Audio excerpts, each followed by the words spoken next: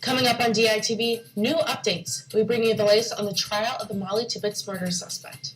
And later, Dress to Impress, we'll tell you about an organization that helps students look their best. We have more from Iowa's dominating performance against Northern Iowa and highlights from Iowa field hockey's busy weekend. We have an update on Hurricane Florence and a look at your heated forecast coming up in weather. These stories and more are coming right up. Don't go away. Today's live edition of DITV starts right now.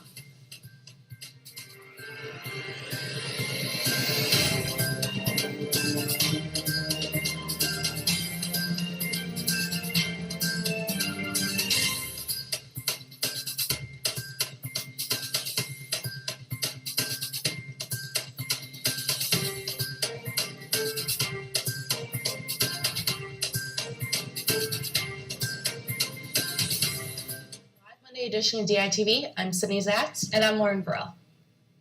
The man charged with the murder of UI student Molly Tibbetts is set to be arraigned in Potosi County Court this Wednesday. 24-year-old Christian Mahana Rivera was charged last month after leading investigators to Tibbetts' body, who was last seen on July 18th while jogging in her hometown of Brooklyn, Iowa. Rivera has asked the court for state funding to hire a private investigator to review his case because of his financial status. The court recently granted his request last week, and we will bring you more updates as the story further develops. Since its announcement, the Dakota Access Pipeline has been causing quite the controversy. Now the company responsible is being sued. This case has been taken all the way up to the Supreme Court. For more on this, we have Daily Iowan ethics and politics reporter Sarah Watson standing by in the newsroom. Good morning, Sarah. Good morning.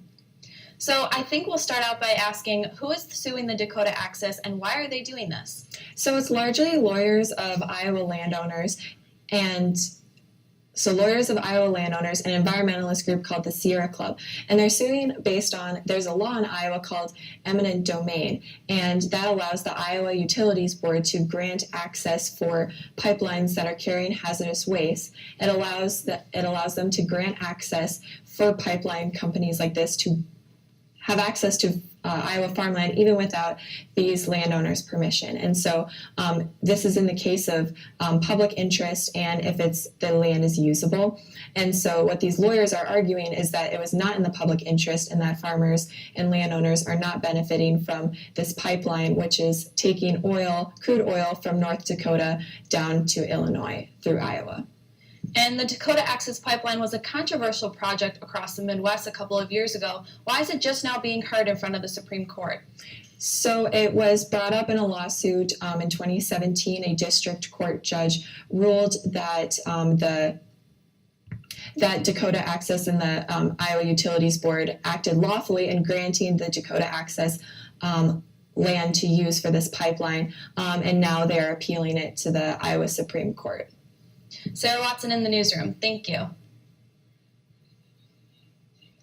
Last week, the University of Iowa Homecoming Council announced their annual Homecoming Performance 2018 concert will feature Lizzo, a rapper and singer from Minneapolis. The Homecoming concert will be held on the Pentecrest in front of the Old Capitol on October 19th, and admission is free for all students. Yeah, Lauren, and speaking of homecoming, the UI has also announced a few new changes. So in a statement sent out last week, the UI Homecoming Council announced that they are changing the structure of Iowa Shout. Instead of the event focusing mostly on fraternities and sororities, the event will now be a Hawkeye talent show.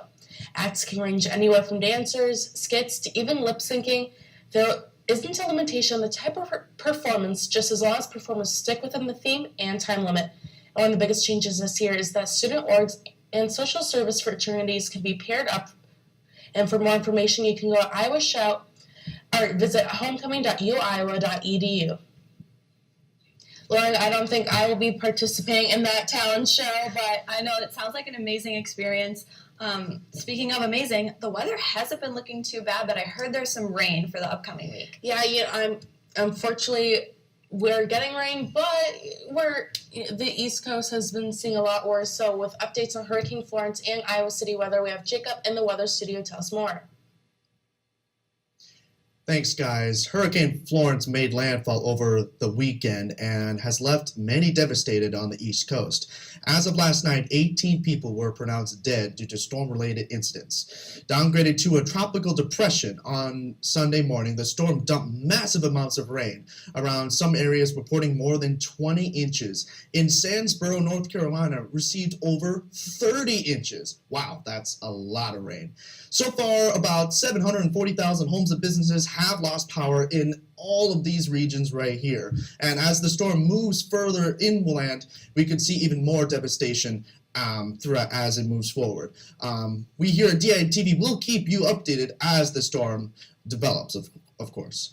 Now transitioning to a little bit to the west, we arrive at your grandmother's oven, also known as Iowa City. That's right, guys. Unfortunately, we are looking at another hot weekend. Today, we are looking at a high of 89 degrees with partly cloudy skies. Throughout the day, as we move into the night hours, temperatures will drop down to a significantly more comfortable 68 degrees with mostly clear skies. Now, moving on to your extended forecast, Tuesday has your high at 86 degrees and a low of 67 degrees with isolated thunderstorms throughout the day. Wednesday brings in a 60% chance of thunderstorms with a high of 87 and a low of 71.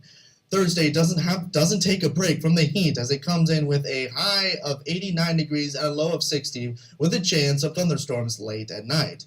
As Friday rolls around, temperatures will begin to drop a little as we see mostly cloudy skies with a high in the lower 70s and a low in the upper 50s. And finally, we arrive at Saturday where we will have a high in the low 70s and a low in the mid 50s with the potential of rain showers all throughout the day.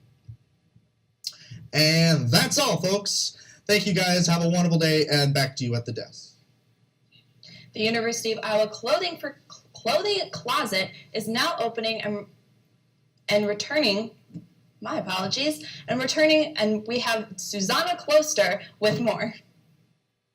The University of Iowa Clothing Closet opened its doors last Thursday, and they are stocked up and ready to provide professional clothing to all UI students. So the Clothing Closet was originally a project for the student government.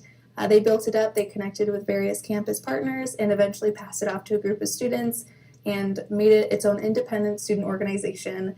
That all kind of happened the past year and this spring when the student organization process was finalized, and then over the summer everything came together, and this fall we are launching. We've been gathering volunteers the past few weeks to work the Clothing Closet. The Clothing Closet's hours this fall are from Sunday to 3 to 5, Monday 1:30 to 4:30, Wednesday 5 to 8, Friday 9:30 to 12:30, and again 1 to 4 p.m. The goal of the Professional Clothing Closet is to provide free professional clothing to students, whether they be undergraduate, graduate, or professional students, completely free. They can come in, get 5 items of clothing per semester, and they get to keep them and use them for job interviews, class presentations, student organization events, whatever they might need them for. Reporting from the Clothing Closet, I'm Susanna Kloster, DITV News.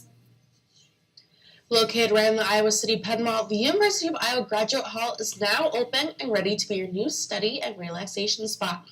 Located on the ground floor and inspired by Hawkeye alum Gene Wilder, the Penn Dexter Coffee Shop includes caffeinated beverages, nutritional meal items, and a wall of more than 170,000 number 2 pencils. See if you can locate the black pen.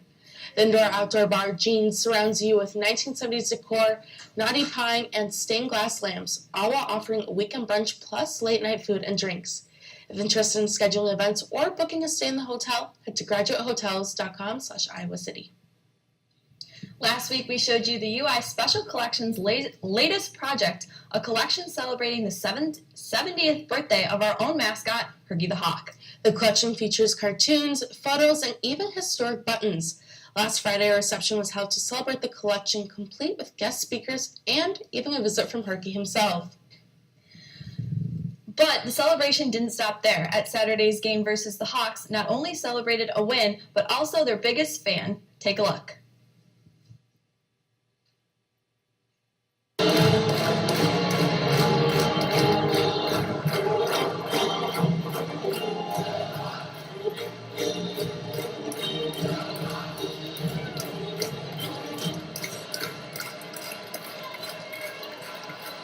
This year marks the 70th birthday of one of the most iconic of mascots. Put your hands together for Herky the Hawk. Happy birthday, Herky!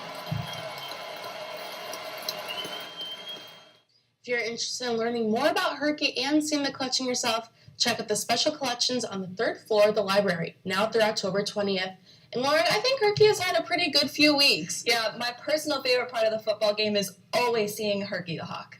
Same here, and he definitely gets his spirits up. So we have Natalie Acapeti here in the sports studio to give us the latest update on our Hawkeye win. Thanks, guys. That's right.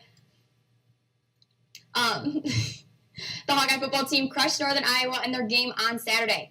The Iowa defense kept doing what it's been doing. They held UNI to only 6 rushing yards, and the starters only allowed 7 points. On the other side of the ball, the Iowa offense showed out with quarterback Nate Stanley throwing for over 300 yards. Stanley connected with 2 of his favorite targets, Nick Easley and Noah Fant, to account for 2/3 of those passing yards. Yeah, I think not only in the passing game, but also in the run game, we were looking to, just move the ball down the field and score points. So I think we did a decent job in both of those things this game. And obviously, you need to improve from week to week. So going forward, hopefully, we can keep improving and keep scoring points for our team. So Noah's a great player. He just went out and did his thing tonight.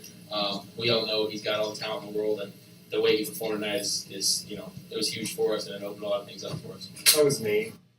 The Hawks won that game 38-14, and a big reason for that win was another solid performance from the Iowa defense.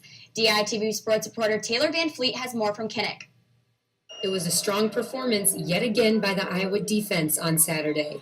The Hawks continued their dominance in Week 3 against Northern Iowa when they didn't allow the Panthers to put up any points until the 4th quarter. They're playing awesome. They're playing lights out right now. I know that they're going to continue to work hard and, continue to do the same. If we play together as a defense, we can do good things. We've shown that, and we're looking to improve now. It all starts with that D-line, making it nearly impossible for their opponents to produce rushing yards. We want to set the tone for the defense. We want to set that line, and we want to, like I said, we just want to be playmakers, and that's what we can do. The Hawks will have their first true test this weekend as they kick off Big Ten play against Wisconsin at home. There's things that we've had to correct, and we're going to have to correct off this tape.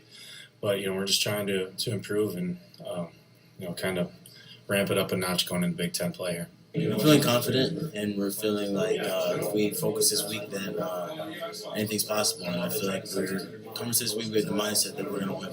The Hawks will look to keep applying that defensive pressure as the season rolls on. Reporting from Kinnick Stadium, this has been Taylor Van Fleet for DITV Sports. It really has been incredible what this Iowa defense has done so far this season, but like Taylor said, the real test comes down to this Saturday as Big Ten play kicks off against Wisconsin. In other news, the field hockey team earned themselves 2 wins this weekend to advance their season record to 7-1. After a 3-0 shutout on Friday night against Penn, the Hawkeyes were ready for their first Big Ten opponent matchup Sunday against the Indiana Hoosiers. Iowa registered 4 penalty corners and 9 shots, leading 1-0 after the first half. Iowa put up 12 more shots to the Hoosiers, which created 2 more goals. One from sophomore Maddie Murphy, who snuck in on the defense and shocked her teammates and herself. Freshman fullback Ante Nizel scored off Iowa's penalty corner with only 11 minutes left in the game to defeat the Hoosiers 3-0, making that Iowa's 4th straight shutout. The Hawkeyes traveled to Northwestern to face the number 11th ranked Wildcats on Friday. But that's it for me in the sports studio today. Come back tomorrow for a look at softball's fall ball debut. Guys at the desk, back to you. That's all we have for today. Thank you so much, guys. We'll see you tomorrow morning.